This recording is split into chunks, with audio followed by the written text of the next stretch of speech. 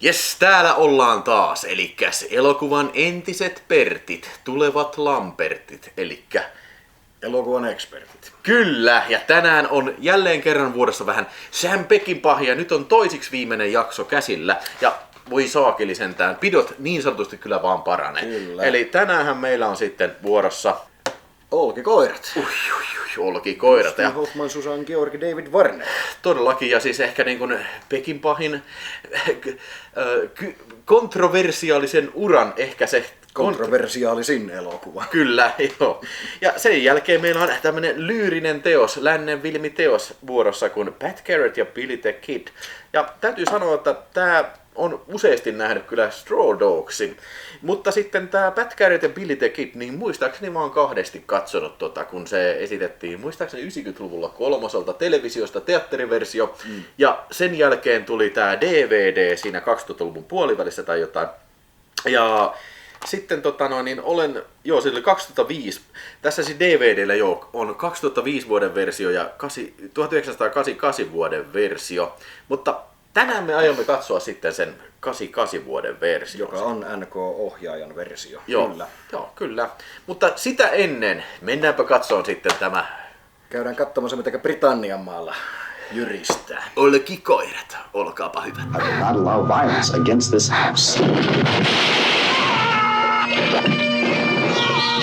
Sam Peckinpah, who uncaged the Wild Bunch, now unleashes Dustin Hoffman in Straw Dogs.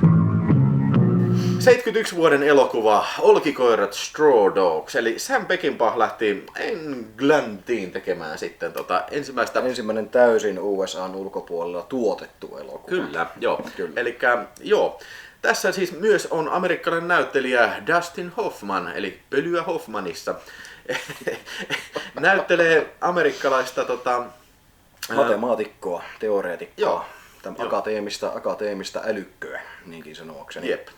Ja sitten yhdessä niin kuin, tämän tuoreen siippansa kanssa sitten, tai no emme oikeastaan tiedä, että kauan ne on ollut, mutta Niin, päätellen henkilöiden iästä, niin ei varmaan kauhean kauan. Ei, siis elokuva alussa käy ilmi, että Susan Georgen hahmo on ollut viimeksi Britanniassa aktiivisena niin 6 vuotta sitten. Niin. Eli tämä on niin ensimmäistä kertaa 6 vuoteen hän on takaisin Britanniassa kotikonnuilla. Siellä on isän perintötalo on jäänyt tyhjilleen ja Dustin Hoffman on saanut sitten yliopistolta apurahan uuden teorian tutkimista varten ja sitten tosiaan muuttavat tänne isin vanhaan maatilataloon, että saa työskennellä rauhassa ja tietysti myöhemmin elokuvassahan käy ilmi tämä, että se ei välttämättä ole ollut se ihan painavin syy, minkä takia USA on jätetty taakse, minkä takia New Yorkit ja muut tämmöiset isot kaupungit on jääneet sinne historiaan ja miksi on haluttu englantilaiselle maaseudulle.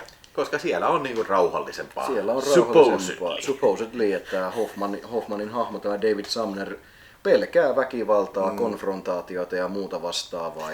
Ja tässähän myös vihjataan siihen, että niin, kun se yksi näistä Ratcatcher-äijä kysyy, että kun sä oot USAsta, niin näitkö siellä, kun joku puukotettiin ja näitkö väkivaltaa? Niin, näetkö väkivaltaa ja kuinka mustaa miestä puukotetaan ja tämmöistä. Eli siis hyvin kartalla ollaan tässä, niin kuin 70-luvun alku oli hyvin myrskyisää aikaa kyllä USA Johon Hoffmanin vastaa vielä, että only between commercials. Niin, eli mainosten välissä, eli tässä ja siis vitsi mitä nää ei tajua, niin kuin, tiedätkö, koska niin, mä en tiedä onko nämä landepaukut edes ikinä nähnyt televisio tässä, koska voi hyvin olla, ettei televisio ollut vielä yleistynyt sitten tämmöiseen niin kuin walesiläiseen maaseutuun, mihin tää se sitten sijoittuu. Joo, oletettavasti walesilaiseen, siis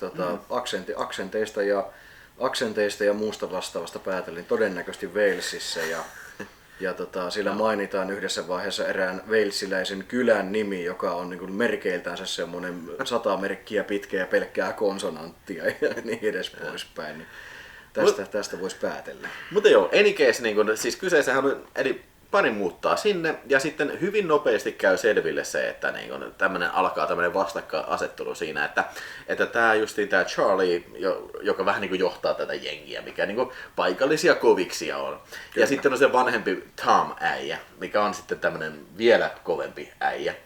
Niin tämä tämmöinen vähän niin kuin tämmöinen ei nyt välttämättä suoraan rikollisia ole, mutta siis semmoisia niinku pahiksia, Siis koviksia, tämmöisiä niinku elämän koululaisia. elämän koululaisia. Joo. Että tosiaan hyvin vahvaksi kikkelin mittailuksen tämä homma menee niinku alta aikayksikön ja siinä heti niin kuin tosiaan asetetaan rajat, että Joo, ja missä Hoffmanin hahmo David Sumner kulkee ja minkälaiseen maailmaan se on tullut, kun ne tappelee siellä bubissa siitä, että saako vielä ottaa yhden kaljan ennen himaan lähtöä vai ei. Ja Joo. se homma perke löytyy niin kuin mikrokosmostasolla heti. Joo.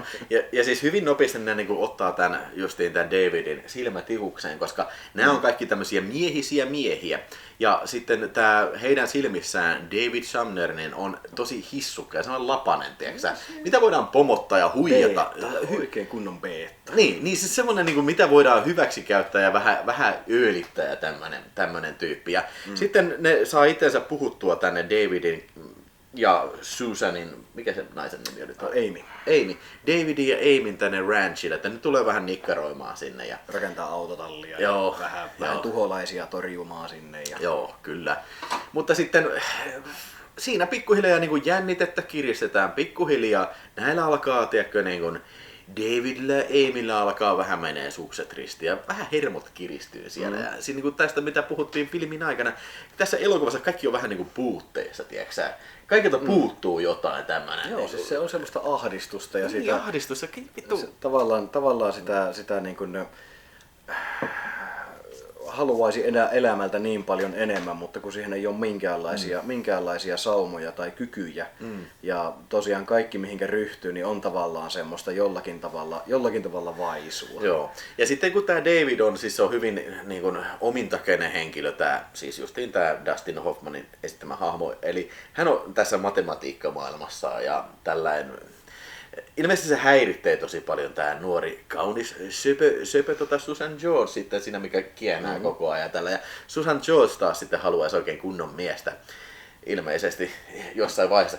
Ja sitten niin kuin periaatteessa tämä kehittelee, tätä skenaarioa kehitetään todella rauhakseen, että se on about 45 minuuttia, kun tulee ensimmäinen tämmöinen vihjaus väkivallasta. Eli kun David löytää sitä vaatekaapista tämän hirtetyn perheen kissan sitten. Ja, Kyllä. ja siitäkö vasta lähtee tämä niin periaatteessa niin tämä solmu niin alkaa kehkeytyä oikein kunnolla, että niin kuin, tämä Amy haluaa sitä David, että vittu me ei nyt sano Tee nyt oikeasti. jumalauta jotakin. Ja Siis se on ilmiselvää, että nämä kikattelevat äijät siellä autotallilla, mikä remppaa sitä, niin ne on sen takana. aivan varmasti. Ne on ne ainoat ihmiset jumalauta niin kuin kymmenien mailien säteellä, jotka ylipäätään tietää, että sinne taloon God pääsee damn sisälle. Ja Ja tosiaan se, että David vetoaa siihen, että sä et voi Ei täysin todistaa sitä, Ei että jos voi. nimenomaan, niin se voi olla ihan kuka tahansa Siis muukin. Ei jumalauta, ne on nuo.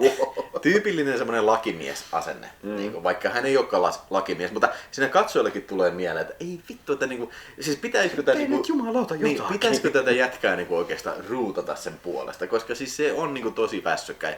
Ja sitten kun se menee sinne niinku muka niinku kohtaamaan nämä niinku jätkät, niin mitä siinä käykin sitten? Se Tarjoaa tupakkaa. tarjoaa tupakkaa ja sitten tämä Amy tarjoaa niille kaljaa ja sitten vihjeenä siinä on se, mikä on mun mielestä hyvin mielenkiintoinen psykologinen efekti siis siinä, kun se tuo sen tarjottimen, missä on kaljoja ja sitten se on kissan maito, se kulho, niin siinä periaatteessa pelataan tämmöistä psykologista peliä. Niin nämä äijät silloin tajuaa, että okei, Susan George ja kautta Amy tietää, mitä me ollaan tehty. Nämä tietää, mutta me tiedetään nyt se, että tämä jätkä on niin vitun väsykkä. Se ei tule tekemään yhtään mitään, joten tämä tavallaan avaa ovet sitten niin kuin silleen, että niin kuin, okei, kutsutaan tämä jätkä niin kuin metsästysretkelle. Ja silloin ne jälleen kerran taas öölittää sitä ja sitten siinä tapahtuu tämä ehkä niin kuin, Sitten homma perkelöityy. siis kenties tämä niinku ehkä elokuva, siis se mistä tämä elokuva eniten tunnetaan, niin on tämä raiskauskohtaus. Eli vielä nykymittapuullakin hyvin ikävään sävyyn toteutettu kohtaus. Eli missä tämä justiin Charlie, eli tämä jengin johtaja, Joka on by the way Amyn entinen poikaystävä vanhoilta vuosilta. menee sitten, kun on David pois kotona, niin menee sitten vähän vikitteleen tällä ja sitten Amy on sitä, ei saa mitään ja sitten Charlie ottaa väkisen siinä Mutta se, missä tulee sitten tämä iso mutta on se, että niinku tässä annetaan ymmärtää, että Amy nauttii itsekin siitä. Se jossakin vaiheessa kääntyy sieltä väkivallasta ja ahdistuksesta yhtäkkiä nautinnoksi. Joo. Ja se tehdään aika tarkkaan selvään tuossa, että se tosiaan me kaikki voidaan vaan arpoa niitä syitä, että miksi, mutta oli miten oli, ihan sama mikä se syy on, siinä se nyt on, näin sinne kävi.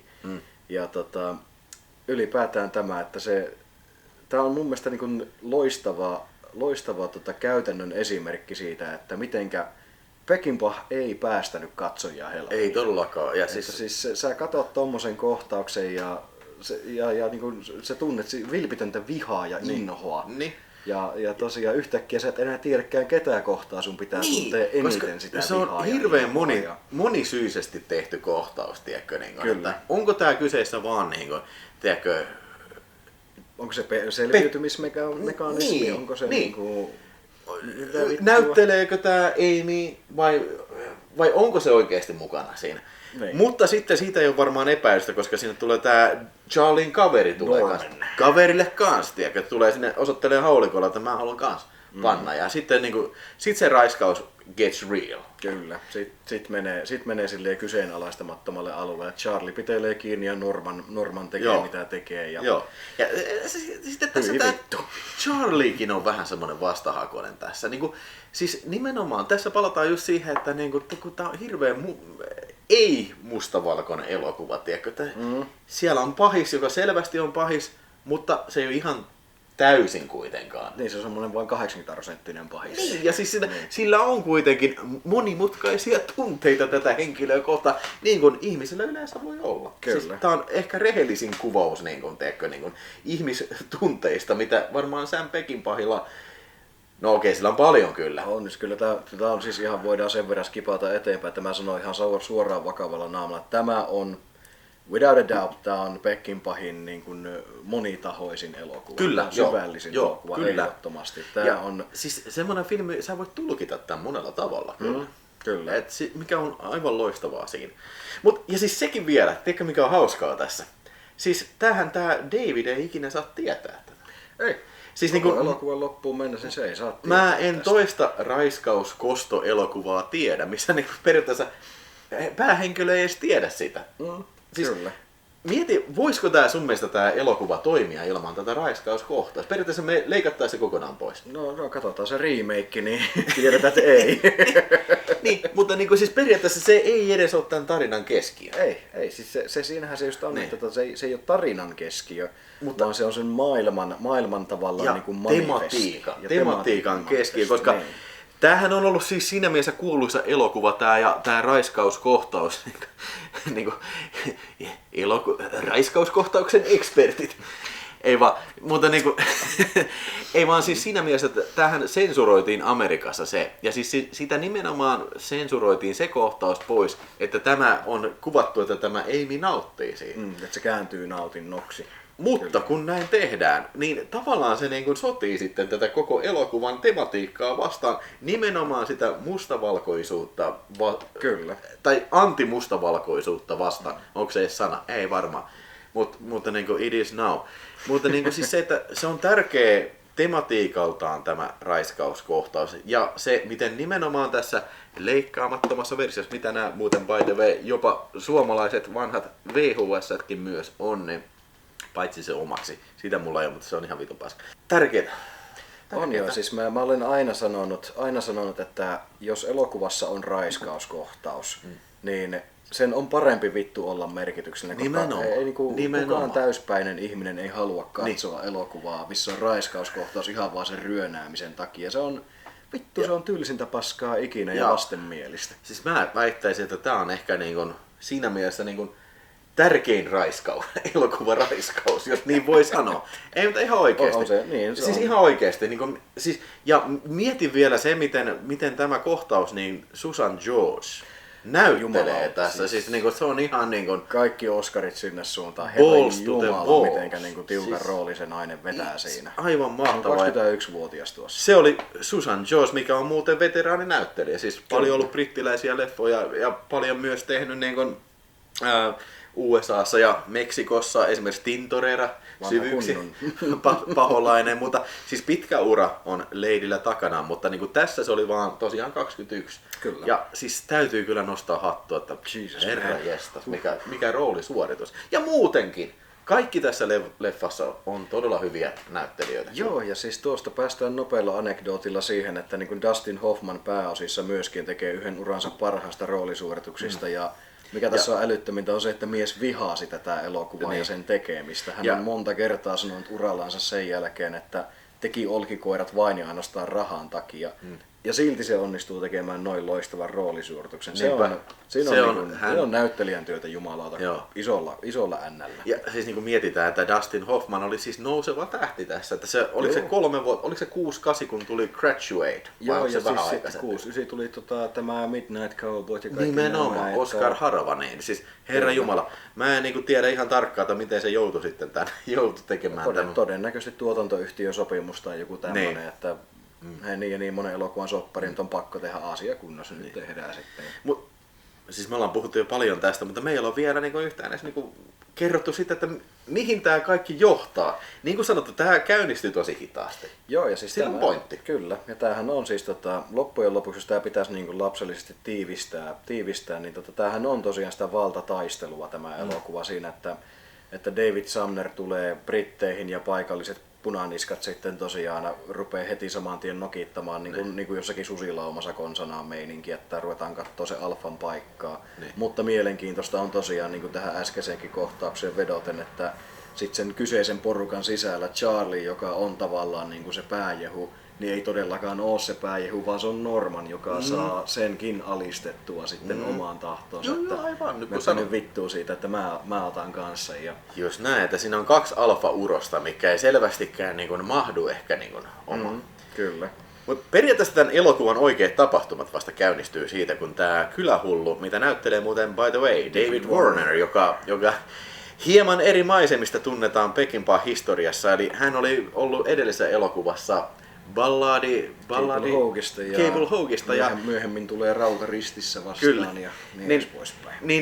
Siis hän näyttelee kylähulluja, mikä on ilmeisesti vähän tämmöinen sexual pervert. Joo, siis sitä ei koskaan kerrota tasan tarkkaan, että mitä siellä historiassa on, mutta siinä annetaan tosi vahvat mielikuvat siitä, että tämä Warnerin näyttelemä Henry Niles on joskus aikanaan käynyt seksuaaliväkivaltaisesti jonkun tytön kimppuun ja kyläläiset on tuohtuneet siitä, että syystä kautta toisesta häntä ei ole pasitettu linnaan siitä hyvästä. Ne punaniskat konfrontoi sen poliisin siellä, että se on sinun vikaas, että tämä vieläkin kävelee vapaana, että sulla oli mahdollisuus laittaa se linnaan, mutta et laittanut. Eli mitä on todellisuudessa tapahtunut, me ei koskaan saada tietää. Ja tämän elokuvan kannalta se on mielenkiintoisempaa, että me ei saada tietää. Just näin, että me ei tarvita prekuleita. Ei. Se riittää, että me nähdään niiden hahmojen asenteet siihen kokonaisuuteen ja siihen, että minkälainen hahmo sitten Henry Nileskin loppujen lopuksi on. Ja sehän on hirveän mielenkiintoinen yksi kanssa teema, mitä tässä käsitellään tässä elokuvassa, mikä oli nyt tälleen noin miljoonalla katsomiskerralla vasta nyt tajusin tämän itse asiassa, koska Ville tämän hyvin pointtasi, että tosiaan nämä punaniskapahikset, ne on lapsia. Niin, ne on, ne on henkisellä tasollaan, ne on jossakin 12-vuotiaana tasolla, mutta ne nyt vaan sattuu olemaan ihan vitu alkoholisoituneita ja aggressiivisia turhautuneita miehiä, jotka ei ymmärrä sitä, että ei se ajatusmaailma se ei toimi samalla tavalla kuin 12-vuotiaana. Ja Henry Niles, joka on 12-vuotiaan tasolla henkisesti, ehkä jopa alemmallakin, niin jopa se ymmärtää periaatteessa ei-sanan merkityksen, kun se vaan sille kerran juntataan kalloon. Niin ja lyödään ensin niin. Mutta siis siinä tapahtumat lopulta päättyy sinne, se on intensiivinen, ihan yksi maailman intensiivisimmistä viimeistä 30 minuuttia, mitä tämä elokuva sijoittuu se talo, eli Henry Niles on heidän Amy ja Davidin talossa, ja sitten tämä pahis ja jengi, joka on vitun kännissä, niin ne haluaa, että me tiedetään, että se teki jotain lapselle, me halutaan se ulos täältä, me halutaan tietää totuus, me halutaan oikeasti tappaa se. Ja siinä vaiheessa David päättää, siinä vaiheessa kun kamera loksahtaa Dutch Angley, Kyllä. David päättää, että tää on mun talo, kukaan ei tule tänne, ja alkaa taisteleen takaisin. Ja Vastarinta alkaa. ihan vitun hyvä. Siis niin kun, Every man has his breaking point, niin kuin elokuvan taglinekin sanoo. kyllä, niin muuten siinä lukeekin jo. Mä en tiedä, onko se alkuperäisesti ollut. On. vai? Se on alkuperäinen. Ihan loistava. Siis se kuvaa hyvin tätä elokuvaa, koska niin kuin, ilman periaatteessa, niin kuin mä sanon, että tämä on hidastempoinen alku. Mutta jos ei se olisi, niin ei se välttämättä olisi niin tehokas toi sitten toi pay-offi. Se kun viulun kieli katkeaa, niin se katkeaminen ei ole mielenkiintoista. Se, että mitenkä pitkään se kiristäminen on tapahtunut ennen sitä katkeamista, se on mielenkiintoista. Nimenomaan, ja se lisää sitä jännettä, kuinka kovaa sitten se katkeaa. Kyllä. Ja tässä totta vie, se katkeaa kovaa. Ja vittu rötinällä. Joo, siis niin tämä elokuva siis tosiaan oli Yhdysvalloissa leikattuna elokuvateattereissa, ja sitten Suomessahan tämä kiellettiin heti, mutta tuli sitten teattereihin 30% rangaistusverolla ja varmaan leikattuna sitten 1/6 tappelukohtauksen, mitä ikinä se tarkoittaa. Joo, siis hauskintahan siinä on se, että tosiaan Jenkeissä ja muualla, missä tämä R-rated-versio kulkee, niin siitähän on nimenomaan leikattu se raiskauskohtaus ihan vituralle. Ja nimenomaan tästä, mikä Suomeen päätyy, niin siitä leikataan joku random tappelukohtaus. En tiedä, mutta siis myös tiesitkö sitä, että Englannissa tämä oli elokuvateatterissa, se oli leikkaamaton, kun tämä on englantilainen filmi. Totta kai. Mutta sitten kun tämä tuli videolla, niin sitten videonästi aikaan. Tämä julistettiin videonästiksi. Sen takia, että se niin kuin mentiin niin kuin, to the guidelines. Ja siis seksuaalinen väkivalta, no. Ei Niin. missään Eli tämä nimessä. meni silloin Englannissa pitkään kieltoon, ja nyt vasta sitten myöhemmin on tullut tämä Blu-ray ja DVDkin, mitkä on sitten leikkaamattomia versioita. Ja by the way, sitä ei meillä täällä esityksessä tai esiteltävänä, mutta niin kuin se suomalainen kämänen Scanboxin ikivanha DVD, niin se on R-versio. Se on kropattu sellainen vielä. Älkää vaikka se lukee leikkaamaton versio, niin älkää... Se on leikkaamaton R-versio, Niin. ei unrated. Siinä on pissiero. Heittäkää se roski, viekää divar, antakaa vihollisen lahjaksi. Mä muistelin jotenkin, että tämä on sellainen niin kuin, ehkä 4 tähden filmi vähän päälle kyllä, mutta nyt kun tässä katseltiin tämä oikein ajatuksella, siis en mä mitään voi muuta kuin kehua. Ja siis kuinka niin kuin intensiivinen elokuva tämä on. Kyllä. Kaikki tukee sitä, näyttelijäsuoritukset, Jerry Fieldingin hieno score, minimalistinen, mutta hieno score, mistä muuten by the way tuli Oscar-ehdokkuus. Kyllä. Ei voittoa.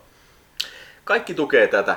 Ja Sam Peckinpahin tosi tiukka ohjaus. Tässä on signature-hidastuksia, on aina kun veripussit räjähtää. Ja siis harvassa elokuvassa, mun täytyy kyllä sanoa näin, niin harvassa elokuvassa ihmisen tappaminen on kuvattu näin nautinnollisesti kyllä. Siis siinä on, siis se on sitä lunastusta sille, että Se on sä vittu lunasta. vihaat niitä hahmoja, sä Koska haluat nähdä niiden kuolevan. Ja siis se on se payoff, mitä on rakennettu koko niin kuin, pitkä elokuva tähän mennessä. Tää kestää 117 minuuttia, eli nykymittapulla lyhyt elokuva. Mutta siis sillä on merkitystä, miten asioita rakennetaan, ja sit kun ne lähtee, niin ai saakeli, se tuntuu kyllä se tuntuu tyydyttävälle. Se on juurikin näin, että me ylipäätään nähdään David Sumnerin tosiaan se kaari, että mitenkä se kiusattu mies vihdosta viimein, se vaan niin kuin, se saavuttaa sen breaking pointtinsa ja sen jälkeen tosiaan niin kuin, ei enää riitä mitkään korusanat ja muuta vastaavaa, vaan se on vaan niin kuin eläimellistä vaistoa hengissä selviämisestä, ja mikä siinä tekee niin kuin tosiaan älyttömintä sitä kaikesta on se, että nämä tyypit pihalla, kun ne yrittää sinne taloon sisälle, ne on niin vitun viskipäissä, että kun se tosiaan tajuaa itsekin sen jossakin vaiheessa, että ne on tappanut jo yhden ihmisen. Että jos sä nyt päästät ne tänne sisään ja annat tuo Henry Nilesin niille, ne ei lopeta siihen, ne tappaa meidät kaikki. Se on nyt niin kuin, tää peli on jo avattu, että nyt on ainoa keino hengissä pysyä tässä on tappaa takaisin, niinkin sanoakseni. No, monesti ollaan tästä jo puhuttu aikaisemmin, mutta yksi merkittävistä syistä, minkä takia Peckinpah on yksi parhaita elokuvan tekijöitä kautta historiaan, niin on se, että se esittää meille asioita ja antaa päätäntävallan meille. Niin, että mitä sä niinku itse just oot mieltä tästä? Se Niin, ei syötä sulle oikeeta ja väärää, vaan se antaa sen koko paletin, maalaa sen yksityiskohtia täyteen ja niinku semmoisen virheettömän kuvan, että tässä tää nyt on. katso sitä ja mieti mitä sä oot itse Just siitä näin. mieltä. Tosi hyvä pointti kyllä. Ja hei, niin kuin siis se, että niin kuin vuosi 71 kun tää tuli, niin siis sehän oli justiin tämmönen vähän niin kuin ehkä vedenjakaja vuosi, saakeli. Tästä mainittiin jo Dirty Harryssä, saakeli. Samana vuonna tuli Dirty Harry ja sitten tuli myös Stanley Kubrickin kellopeli Appelsiini. Eli tässä selkeästi mun mielestä niin kuin On ollut väkivallan vuosi. on ollut väkivallan, ja siis kaikki näistä on klassikkoelokuvia. Kyllä. Ja kaikki näistä on niin kuin kontroversiaalia elokuvia, herättänyt paljon huomioon tällä, herättänyt paljon sensuuriefektejä ja näin. Ja siis niin kuin, tää on ehkä niistä se, niin kuin se Kyllä. kovatasoisin kyllä. Niin kuin. Ja tuossa nyt kun mainit kellopeli Appelsi, niin pitää kertoa myös tämmöinen pieni ohikiitävä Suomi-anekdootti. Siis elokuvahan, niin kuin aikaisemmin puhuttiin sitä rangaistusverosta ja tälleen, niin alunperinhän tämä kiellettiin Suomessa. Siis ihan kielletty kokonaan, ei esitetä, mutta Suomessa tehtiin kirjallinen vetoomus asiasta. Nice. Tästä on jopa Helsingin Sanomat uutisoineet aikanaan, että Olkikoirat elokuva pitää saada Suomen elokuvateatterilevitykseen, koska kyseessä on quote unquote kellopeli Appelsiiniin verrattavissa oleva mestariteos. Niin kuin onkin. Vaikka kuinka tiukkaa väkivaltaa ja ilkeitä kamaa sillä sisällä onkin, niin kyseessä on elokuvataiteellisesti niin korkea-arvoinen teos, että hei, ihmisten pitää saada nähdä. Ilman muuta. Meiltä ei ainakaan tullut mieleen, sano ihmeessä katsomosta, jos sulla tulee mieleen, mutta siis tämmönen kiusaus, raiskauskohto elokuva, mikä on ennen tätä tehnyt. Punaniskat ahistelee Niin, tyyppejä. koska tämähän oli, siis nimenomaan tämä genre oli suosittu silloin 80-luvulla kyllä, niin tuli, meille tuli, siis vaikka New York Raveit ja kaikki muut vastaavat. Siis Striking Back, ja kaikki Class of 84, kaikki nämä tuli. Mutta siis mun mielestä se on nimenomaan leima on niissä 80-luvun luku, mutta niin kuin, totta kai 70-luvullakin tuli tämmöisiä elokuvia, mutta mä en tiedä ehkä tätä aikaisempaa sitten semmoista. Tälleen heittämällä hatusta. Syvä ei joki, tuu mutta mieleen, se että tulee vähän sitten jälkeenpäin. vähän jälkeenpäin ja tälleen, että ehkä tässä käy just samalla tavalla kuin tosiaan Hurjan joukon kohdalla, että sitten kun katsoo itse videon, niin tajuaa sitä videoa kahtoa. Niin, että ai niin, aivan, niin. se oli se. Mutta sehän on näistä, se on tässä se suola kyllä. Hei, meidän pallo on teillä katsojilla. Just näin. Jere, mitä sun mielestä tarkoittaa nimi Olkikoirat, Straw Dogs? No siis nimihän tulee runosta. Mä en muista kuolemaksenikaan, miten se alun perin menee, mutta siis sehän muistaakseni, mä en ole hataria muistikuva, että muistaakseni se tarkoitti nimenomaan tämmöistä vähän niin kuin olkiukkoon verrattavissa olevaa niin kuin eläimellisempää versiota. Niin, vähän siis niin mulle tulee kans mieleen siis semmonen, mä en tiedä runoa, mutta niinku, mulle tulee mieleen, että nimenomaan nämä kiusaajajätkät, ne on olkikoiria, ne on tosi kovan olosia, mutta lopulta ne on vaan, ne on oljesta tehty. Ne on oljesta, että ne on pikkupoikia ja myös niiden heikkous on niinku viinaan menevyys, että siis ne ei pysty, jos ne olisi ollut selvinpäin, ne olisi varmaan helposti pystynyt menee se taloon näin. Mutta siis semmoisia niin olkiukkoja näyttää vahvalta, mutta lopulta sisällä ei ole. Kyllä, Helposti niitettävissä. Kyllä. Ja heitetään vielä tähdet sitten. No vittu 5, hei kamaa 5. Mitäpä tuohon muuta sanomaan? Ei tässä kyllä ole varmaan mitään niin kuin kahta sanaa. Siis, niin kuin, ihan oikeasti, niin kuin, en mä tiedä onko tämä Peckinpahin paras, mutta niin kuin, siis helposti niin kuin, siis top tier, varmasti top 5 ainakin, ehkä 3, mutta helposti niin kuin justiin tämän aikakauden parhaimpia filmejä kyllä. Ja on joo, siis mä sanon ihan suoraan, että omalla kohdalla Rautaristi ja Hurjan joukko, ne on henkilökohtaisia suosikkeja. Kaikki nämä 3 on 5 tähden leffoja. Näistä 2 muusta mä tykkään itse enemmän sen takia, koska niihin on se henkilökohtainen side vahvempi. Mutta tälle objektiivisesti elokuvataiteellisesti katsottuna en mä paskaa puhunut, kun sanoin, että tää on Peckinpahin varmasti syvällisin elokuva.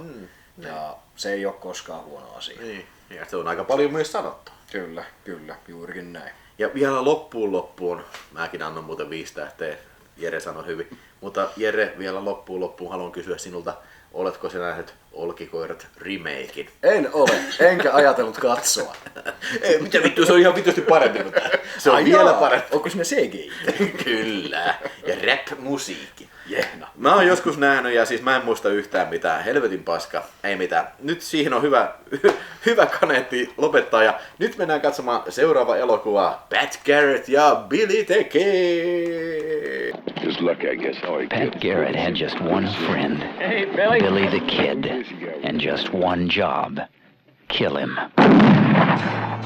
Now Sam Peckinpah the director who unleashed the Wild Bunch takes a hard new look at two old friends, Pat Garrett and Billy the Kid. Eli elokuva, jos näyttelee James Coburn ja sitten Chris Christopherson ja liuta kaikkia muita pienissä rooleissa. tunnettuja Peckinpah-henkilöitä kyllä ja myös niin kuin erikoisuutena pop-tähti Bob Dylan, joka myös toimitti elokuvan soundtrackin. Kyllä. Henkilö. Hippisukupolven folklauleja, joo. Siis sehän oli 60-luvulla establisoinut oman uransa ja ylipäätään tosiaan tämä folk-meininkihän on hyvin tämmöistä nostalgista henkistä just ja näin. kansan meininkiä ja muuta vastaavaa, niin siinä mielessä en ole yhtään yllättynyt, että Peckinpahin elokuvaan on sitten päätynyt tämmöinenkin tematiikka jossakin vaiheessa. Näinhän se on. Otetaan sitten sille ja aletaan puhumaan itse elokuvasta. Kyllä. Hoidetaan itsestäänselvyys alta pois, jos ihmiset sillä kameran takana ovat perehtyneet elokuvaan, niin tämähän on siis Peckinpahin uralla sellainen myöskin tietyllä tavalla kontroversiaalinen elokuva, että tästä kun Peckinpah aikanaan toimitti oman ohjaajan leikkauksensa, niin studiohan sitten tosiaan antoi saman tien fudut, että ei vittu vetele, lähdepä käläppimään, ja leikkasivat tästä torsoksi vedetyn teatteriversion, joka kuuleman mukaan oli tosiaan niin huono, että Peckinpahin lisäksi iso osa työryhmästä irtisanoutui tästä projektista, että he eivät halua olla tämän kanssa missään tekemisissä. Me katsottiin nyt sitten vuoden 1988 Turner Classic Movies kanavalla esitetyn version, joka on NK-ohjaajan versio. Tämä on siis se Peckinpahin ensimmäinen toimittama leikkaus. Joo. Ja tosiaan pidetään tänäkin päivänä historioitsijoiden mielestä niin kuin definitiivisena Peckinpah-versiona. No, tässä myös on DVD, just 2005 vuoden versio myös, mutta niin kuin mä en ole todellakaan niin elokuva-ekspertti, että voisin sanoa, että mitä näissä on ero. Itse asiassa tämä oli nyt 3. kerta elämässäni, kun näen tämän elokuva, mutta kenties Jerillä on parempaa tietoa tästä. Mulla on muistikuvia. Siis mä olen aikanaan siis vuosituhannen vaihteessa mä oon TV:stä aikanaan nähnyt sen teatteriversion, joka mä muistan, että se silloin oli tämmönen hirveän hurja joukko kiima ja muuta vastaavaa oli päällä ja jahas, Peckinpahin länkkäri, totta kai se kelpaa ja se oli siihen aikaan vähän semmoinen pieni pettymys, että no hyvänen aika, että tämähän pitäisi olla paljon parempi ja vasta sitten myöhemmällä iällä mä sain tietää tästä sotkusta, mikä siellä taustalla on ja sitten tämän DVDn myötä, mikä on vuonna 2005 Suomen markkinoillekin sitten tiensä löytänyt, niin tässä on tosiaan ykköslevyllä on tämä 2005 vuoden erikoisversio, mikä on tavallaan niin kuin sen Director's Cutin ja sen teatteriversio semmoinen kombinaatio. Siinä on vähän niin kuin Best of Both Worlds meininkiä, mutta no niin kuin eräässäkin videossa Ville sanoit, niin me elokuvan ekspertit, mehän katsomme aina sen definitiivisen version, jos se vaan suikin on saatavilla. Jos se on vaan mahdollista. Kyllä, mutta elokuvahan alkaa siitä tosiaan James Coburni ja sitten Billy the Kidia näyttelee tietysti Chris Christopherson. Niin Pat Garrett tulee ilmoittamaan Chris Christophersonille eli Billy the Kidille, että se on semmoinen homma, että 5 päivää aikaa lähtee pois maasta, koska meikä on pestäytunut US Marshalliksi ja he haluaa, että sä niinku häviät tai sit sut hävitetään. Kyllä, että pyydätkö vai käsketkö? No, minä pyydän. Niin. Eli hyvin niin kuin, siis vanhoja ystäviä, hyvin ystävällisissä merkeissä, tai no jäätävissä merkeissä, mutta niin kuin siinä mielessä, että ei ole mikään niin kuin, painu vittua satana, nyt tulee luotia. Siellä on se historia taustalla. Niin, mutta anyway, filmi etenee siitä, että niin kuin Billy the Kid pidätetään by Pat Garrett, ja sitten Billy the Kid pakenee. Sitten kyllä, hyvin vahvasti väkivallan ryydittämänä, mutta pakeneepa kuitenkin. Ja loppuelokuva on aika lailla semmoista niin kuin, odysseijaa oikeastaan siitä, että nämä kaksi hahmoa, toinen samaan aikaan, kun se vähän niin kuin pakenee, mutta se Billy the Kid yrittää samaan aikaan myös löytää sitä omaa paikkaansa. Omaa tietynlaistaan shankelaata ja niin, tässä uudessa ympäristössä. Niin. Että niin kuin hän on nyt oikeasti outlawed. Ja nyt siis ollaan outlawed ja nyt ei ole tervetulleita oikein mihinkään. Ei edes vanhojen kavereiden nurkkiin aina. Ja tässä on tosi voimakas supporting cast, niin kuin puhuttiin, Harry Dean Stanton. Vanhat Peckinpah-veteranit L.Q. Jones on siinä ja sitten myös toi R.G. Armstrong, Bob Ollingerin roolissa näkyy siellä. Just näin. Ja tosiaan siellähän on sitten generaali Mapache itsekin käynyt lähtämässä. Kyllä. Ja Bob Dylan itse näyttelee tässä. Kyllä. Ja tässä Director's Cut-versiossa tosiaan, niin tässä nähdään myös sitten Jason Robards. Joo, tosiaan pienessä roolissa. Ja sitähän me puhuttiin silloin viimeksi, että miksei Jason Robards tehnyt mitään muuta Peckinpah, mutta kyllähän se tietää. As it turns out, niin mutta ei edes elokuvan ekspertit, kaikki ei voi aina ulkoa muistaa, joten se ehkä meille anteeksi suotakoon tässä. Tämä on ehkä niin kuin Peckinpahin ehkä toimintapitoisin elokuva. Ehkä tapahtuu vittu ihan jatkuvasti. Ja ehkä jopa, niin kuin, tämä on ehkä paljon sanottu, mutta ehkä jopa verisin elokuva. Tietyllä tavalla joo. Siis niitä toimintakohtauksia on niin paljon. Ne on lyhyitä, ne on ohikiitäviä, mutta ne on aina todella väkivaltaisia ja verisiä. Joo. Tosiaan just tämä, että kun Villin lännen tosiaan tämä tavallaan mielikuvat näihin aikoihin on ollut vieläkin sitä niin kuin vanhan liiton John Wayne länkkäriä ja muuta vastaavaa, niin tässä tosiaan tietysti myös vaikuttavana tekijänä on se, että tämä on Peckinpahin ainoa elokuva, mikä perustuu tositapahtumiin. Eli tosiaan siinä on se aito Villin lännen legenda sillä taustalla, romantisoitu legenda. Että tähän aikaan Billy the Kidistä ei ole tiedetty ihan niin paljon kuin sitä tiedetään tänä päivänä ja niin edes poispäin. Niin se on kääntynyt tosi helposti tosiaan tämmöiseksi kauniiksi melankoliseksi tarinaksi, mutta sitten sitä kaikkea niin kuin tasapainottaa nimenomaan tämä, että kun siellä omia ystäviä ammutaan, niin veri lentää ja se on ilkeetä, että rakkaat ihmiset kuolee saatana käsivarsille ja niin edes poispäin. Ja sitä kaikkea niin kuin ryydittää tämä Pat Garrettin velvollisuuden tunne siitä, että... Siis vähän sama fiilis kuin mitä on Wild Bunchissa, mutta ei ehkä mene niin syvälle siihen. Tämä on enemmän ehkä viihteellisempi elokuva, vähemmän ehkä Peckinpahilainen elokuva kuitenkin. Siis niin kuin vaikea oikein sanoa, että mikä siinä on. Ja siis, niin kuin, siis se just niin kuin mitä mä sanoin siinäkin, kun katseltiin sulle, sanoin, että niin kuin, periaatteessa tässä ei ole tällä väkivallalla, minkä määrä on maksimoitu. Sillä ei ole samanlaista painoarvoa. Siinä välttämättä niitä build-uppeja ei ole, mikä on mun mielestä välttämätöntä. Siinä esimerkiksi mikä tuntuu niin kuin Straw Dogsissa tosi niin kuin merkitykselliseltä. Niin kuin tässä niin kuin ammutaan ihmisiä left and right. Sen antaa menee vaan ja sitten niin oikeastaan niitä ihmisiäkin, joita ammutaan, niitäkään ei oikein kiinnosta se. Joka tietysti on sitten taas puolestaan just sille, jos mietitään Villin legendaa, että niin siis tosiaan just tämä, että kaikki ongelmat ratkotaan tappamisella ja väkivallalla ja niin edes poispäin, että se mikään ei oikein tunnu miltään. Siinä hetkessä, kun ihmiset rupeaa murhaamaan toisiaan, niin parhaissa kohtauksissa ne kertoo pitkiä anekdootteja siitä, että hei, muistatko sen tyypin, ja sillehän todellisuudessa kävi tällä tavalla, että se ampui sen ja tämä ja tuo ja tämä ja tuo ja sitten veri lentää ja niin edes poispäin. Että se Villin lännen romantisoinnin tavallaan putsaamista siinä suhteessa, että ei se ole niin vitun kaunista, että joku Billy the Kidin legenda, mistä voi kirjoittaa folk-lauluja esimerkiksi.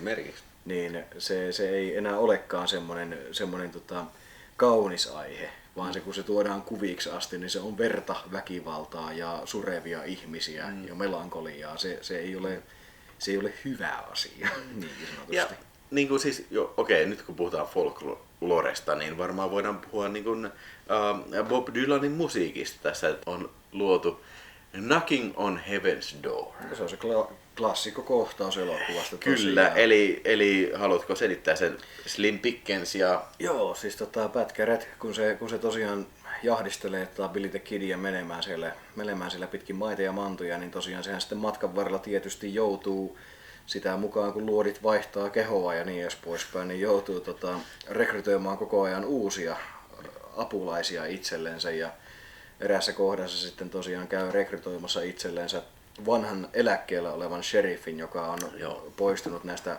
lainvalvontahommista ja on timpuri ammatiltansa ja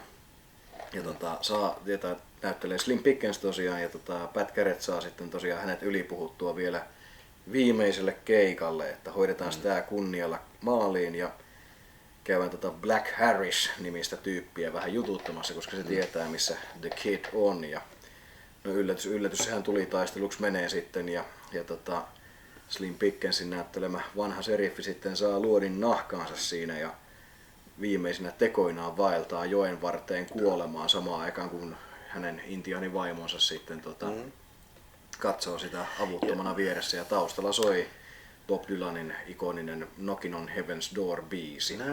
Knockin' on Heaven's Door, baby. Tää tosiaan tää ohjaajaversio, mikä me katsottiin, niin siinä kyseinen biisi soi käytännössä instrumentaali. Siinä ei ole lyriikkaa. Siinä on stemmalaulu mukana, mutta ei ole lyriikkaa. Ja sitten taas teatteriversiossa ja vuoden 2005 Special Edition-versiossa, niin molemmissa on sitten tämä varsinainen biisi ihan lauluinensa, päivinensä. Ja pakko myöntää, mä olen kova Bob Dylan fani ja niin poispäin, mutta mä en osaa oikeasti päättää, kumpi näistä kahdesta on parempi. Tavallaan mä rakastan sitä, että siihen tulee se laulu mukaan, että se vähän alleviivaa sitä kivaa, mutta sitten samaan aikaan tälleen elokuvan kannalta mä myös pidän suunnattomasti siitä, että ei, not too obvious. Joo, ja siis niin kuin, missähän näistä biiseissä ei ollut lyriikoita? Siis levyllä on monessakin, mutta... Ei, mutta niin kuin mikä oli tässä versiossa, mitä me katsottiin. Joo. Ja mä en tiedä, onko sitten siinä niin kuin theatrical-versiossa, onko siinä niitä lyrikoita mukana? On. Okei. Kuten sanottu, mä en itekään oikein tiedä mitään mieltä olla, kumpi on parempi. Niin. Siis se just tätä, mulla nyt ei ole läheskään niin hyviä muistikuvia kuin Jerellä tästä, koska niin kuin sanottu, tämä on 3. kerta, kun mä oon nähnyt. Se on epäilemättä se, kun mä oon telkkarista ekan kerran nähnyt, se on varmasti se theatrical-versio, missä on just nämä lyriikat. Ja siis mulla on myös se, että niin mä en nyt ole Bob Dylan fani mitenkään. Ja näin. Ja täytyy kyllä sanoa, että tämä näyttelijä inputti tässä, mistä me puhuttiin tästä, niin... Kyllä siinä näki, että kaveri ei ole näyttelijä. Ei ole, ja siis se ei just, että niinku... Tää just niinku, Chris Christopherson, se on folk-laulaja, country singer ja näin. Niin siis herra just, hän on karismaattinen. Siis se, vaikka se on nuori tässä, siitä huomaa, että hänellä on karismaa. Se pystyy niinku... vetään tämmöisen shown niin ja mä täysin uskon se, että semmoinenkin karismapesä, kun hänellä on vastassaan James Coburn, niin mä täysin uskon, että ne on niin vastapari. Niin mä väitän, että nämä kaksi kaveria on niin oikeasti, ne on kulississa vetänyt viinaa jossakin siellä ja vähän niin kuin bondanneet ennen elokuvan tekemistä, koska niiden kemia tässä elokuvassa on aivan äärettömän hyvä. Ja kun ottaa se huomioon, että jos siinä olisi 2 ammattinäyttelijää, Coburn ja joku toinen, niin ei toista kysymystäkään. Ne on ammattinäyttelijöitä ja osaa hommansa, mutta kun kyseessä on kumminkin tuohon aikaan oikealta ammatiltaansa muusikko ja sitten ammattinäyttelijä, niin ei se luonnostaan tule. Se tulee siitä, että ne on istunut perseelleen ja ne on pitäneet huolta siitä, että tämä saadaan toimimaan. Sanotaan näinpä, että niin kuin kokemattoman näyttelijän ensimmäinen ja suurin virhe siinä vaiheessa, kun se laitetaan kamera eteen, niin on se, että se rupeaa miettimään, että miten mun pitää olla. Sitten se rupeaa hakemaan kädellä paikkaa ja vähän nojailemaan tuonne ja hän rupeaa näyttelemään tuosta ja tälleen. Mutta elokuvasta itsestään sen myös vielä sen verran tosiaan, että kumminkin tämä niin kuin, koska tämä on Odysseia-elokuva, siis tosiaan se, että kun me puhuttiin Hurjajoukko-videossa siitä, että sen elokuvan juonta on mahdoton selittää, niin siinä on kumminkin koko ajan semmoinen tietynlainen lanka, ei edes punainen lanka, mutta lanka, mitä me kuljetaan eteenpäin, miten ne tapahtumat koskettaa niitä päähenkilöitä. Niin tämä on siinä mielessä hyvin erilainen elokuva, että tässä on tosiaan, kun tässä on 2 hahmoa, mitä me seurataan, ja ne on molemmat eri paikassa. Ja tekevät eri asioita, niin se on tosiaan niin kuin molemmat kierii sitä omaa kehäänsä, kun ne sen lopussa sitten kohtaavat ja tapahtuu tämä vääjäämätön. Mä en niin kuin näe tässä tarinassa semmoista jännitettä, että niin kuin mikä kiristyisi, kun esimerkiksi Straw Dogs tai Wild Bunch tai siis semmoinen niin kuin, klimaksi, jota kohti ollaan menossa, vaan siis se on vähän niinku laiskasti niinku rakennettu jännite tässä. Tietyllä tavalla, mutta pitää myös muistaa se, että tämä on ainoa Peckinpahin elokuva, jonka loppuratkaisu me tiedetään etukäteen. No niin, koska historia, tämä on tosi tapahtumiin niin. perustuva elokuva. Me tiedetään, että Pat Garrett ampuu Billy the Kidin. Me tiedetään, että Titanic uppoaa. Me tiedetään, että Apollo 13 tulee kotiin. Et niinku, Niin. ei meidän ole ihan turha ruveta rakentamaan sitä tarinaa samalla tavalla kuin jossakin Olkikoirissa, että etpä muuten arvoa mitä lopussa tapahtuu. No joo, okei, tulisiko ne troijalaiset sieltä hevosesta pihalle vai? Jos haluaa nähdä semmoisen Billy the Kid-elokuvan, joka seuraa jokseenkin tarkasti Billy the Kidin historiaa, niin Young Guns.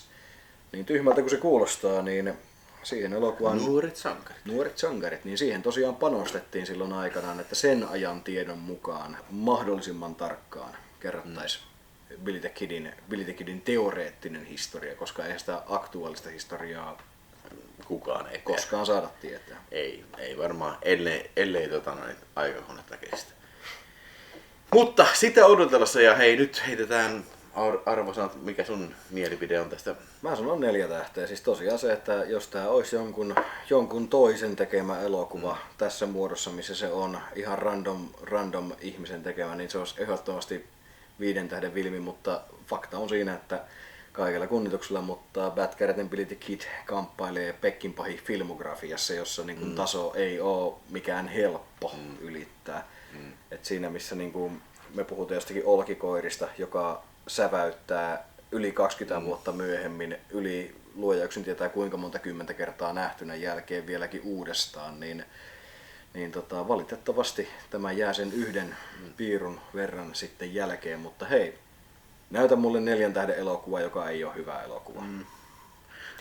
Mä oon vähän undecisive, onko se 3 vai 3,5? Kyllä se varmaan 3,5 on, koska niin kun, come on, tässä on kuitenkin todella hyviä yksittäisiä juttuja. Mutta siis se, että mun mielestä kokonaisuutena tää ei ole välttämättä ihan, siis tää tuntuu jopa vähän niin kuin keskinkertaiselta westerniltä parissa kohtaa kyllä. Mutta kuitenkin, hei, tää oli tämmönen jakso tällä kertaa. Seuraavassa vielä 1 jakso Peckinpahia, vielä siinähän katsotaan Steve McQueen. tupla Steve McQueen, eli Vilmi jotain on nähnyt, Junior Bonner Rory Bonner ja Pakotie. The Getaway, Ali McGraw ja kaikki sootana. Kovaa staffia tulossa, joten ei mitään, pysy kanavalla. Ja hei, jos ilman muuta, jos tuli jotain kysyttävää, niin pistä siihen kommenttia. Ja hei, muista panna tykkää. Ja jos et ole vielä tilannut kanavaa, niin pistähän kanavaa tilaten. Otetaan tätä sitten loppuhuipennuksen viskit. Ja sitä odotellessa, kun katsotaan Steve McQueenia, niin katsohan tästä seuraavaa video sitten, joka on tässä jossain. Se oli siinä. Ei mitään. Sam the man, Bloody Sam, Peckinpah man, my man. You the man, the Titan man.